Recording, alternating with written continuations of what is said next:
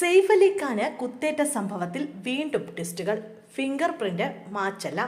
നടൻ സെയ്ഫ് അലി ഖാൻ ആക്രമിക്കപ്പെട്ട സംഭവത്തിൽ ട്വിസ്റ്റുകൾ തുടരുന്നു. സെയ്ഫ് അലി ഖാന്റെ വീട്ടിൽ നിന്നും ഫോറൻസിക് കണ്ടെത്തിയ 19 വിരലടയാളങ്ങളിൽ ഒന്നുപോലും പ്രതി ഷെരീഫുൽ ഇസ്ലാമിന്റേതല്ലെന്ന് റിപ്പോർട്ട്.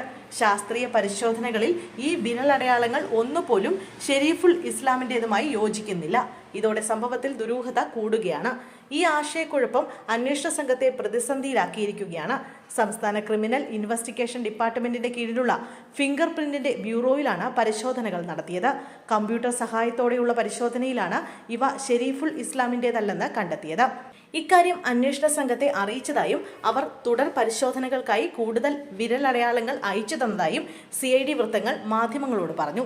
ഇക്കഴിഞ്ഞ വ്യാഴാഴ്ച പുലർച്ചെയാണ് ബാന്ദ്രയിലെ വസതിയിൽ അതിക്രമിച്ചു കയറി സെയ്ഫ് അലി ഖാനെ ആക്രമിച്ചത്.